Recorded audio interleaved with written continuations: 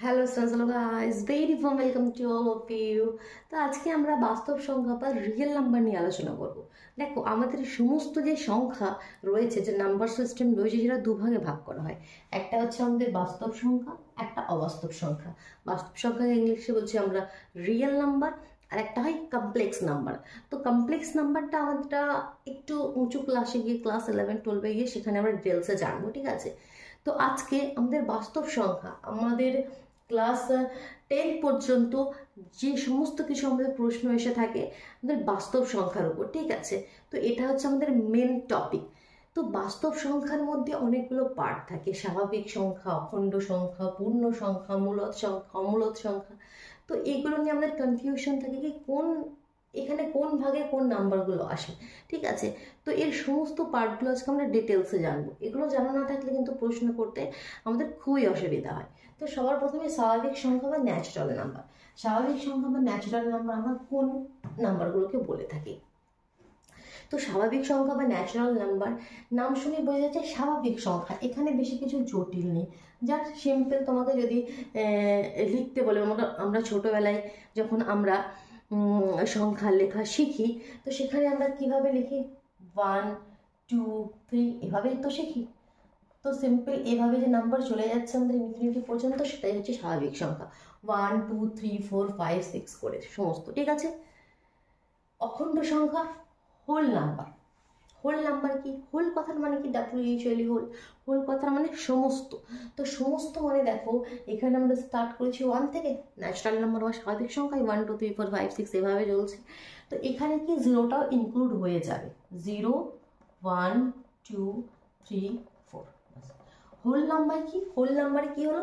Just একটা zero তোমার এসে যাবে, আর কিছু না। ন্যাচারাল নাম্বার আর তোমাদের হোল নাম্বারের মধ্যে ডিফারেন্স এটাই হচ্ছে কি, এখানে একটা আমাদের জিরো নিয়ে আসতে হবে। জিরোটা কিন্তু স্বাভাবিক সংখ্যা নয়, ঠিক আছে? ন্যাচারাল নাম্বার নয়। অখণ্ড সংখ্যার মধ্যে জিরোটা আসবে, ঠিক? ক্লিয়ার হলো? এবার পূর্ণ সংখ্যা। আমরা এখনো পর্যন্ত যে নাম্বারগুলো লিখেছি, সেখানে কোনো নেগেটিভ নাম্বার আছে কি? -2, -3, -4 এরকম কিছু নেই।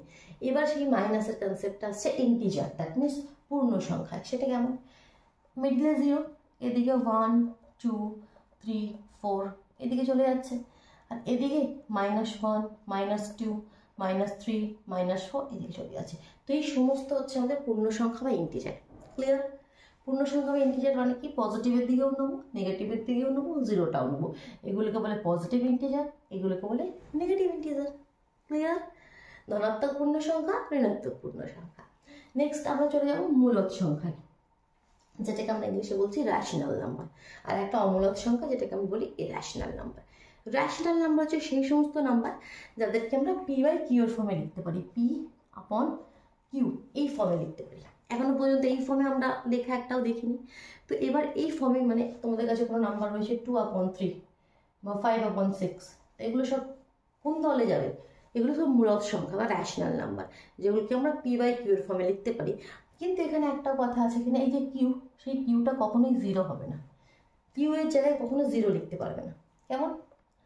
6/1 মনে করো, শুধু এই যে 6 বা এই 5, এই 5টা কি আমাদের শুধু স্বাভাবিক সংখ্যা? এটা কি মূলদ সংখ্যার মধ্যে আসবে না? অবশ্যই আসবে। 5টাকে আমি কি লিখতে পারি? 5/1, একই তো কথা। 2/7, ঠিক আছে? বা নেগেটিভও লিখতে পারি, -3/7। সমস্ত কি আমাদের মূলদ সংখ্যা, যেগুলোকে আমরা P/Q এর ফর্মে লিখতে পারি। আর যদি আমাদের কাছে এই ফর্মে থাকে, মনে করো রয়েছে এখানে 6/4, তো সেটাকে আমাদের একটু ছোট করে নিতে হবে। একদম যে সিম্পলেস্ট ফর্মটা, সেই ফর্মটাই নিয়ে আসতে হবে। দেখো এখানে এটা কাটবে, 2 দিয়ে 3 দুগুণে 6, 2 দিকে 2 দুগুণে 4, তো দ্যাট মিনস 3/2। এরকমভাবে কিন্তু আমাদের মূলদ সংখ্যা বেরিয়ে আসবে। কেমন? কোনো পয়েন্ট দেওয়া নাম্বার মনে করে রয়েছে তোমাদের 1.2, তো এটা কি আমাদের মূলদ সংখ্যা হবে? অবশ্যই হবে, কারণ আমরা জানি পয়েন্টটা সরিয়ে দিলে নিচে কি 10 এসে যাবে।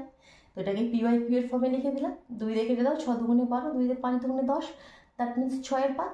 এটা একটা কি P/Q এর ফর্মে এসে গেল, দ্যাট মিনস র্যাশনাল নাম্বার বা মূলদ সংখ্যা। ক্লিয়ার? নেগেটিভ দেওয়া নাম্বার, পয়েন্ট দেওয়া নাম্বার, সমস্ত কিছু এখানে আমাদের এসে যাবে ইর্যাশনাল নাম্বার। তাহলে ইর্যাশনাল নাম্বার কি?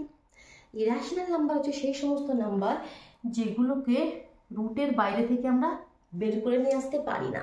তো তার আগে আরেকটা কথা বলি, এখানে আর একটা নাম্বার এখানে আমি অ্যাড করছি, উপরটায় লিখছি কি, যেমন রুটের মধ্যে 4, এটা একটা মূলদ সংখ্যা, কারণ কি √4 আমাদের রুটের বাইরে থেকে বেরিয়ে আসতে পারবে, 2 × 2 √4 মানে, তাহলে দ্যাট মিনস অ্যাকচুয়ালি অ্যান্সারটা কি 2, তাহলে সেটা একটা আমাদের মূলদ সংখ্যা হবে।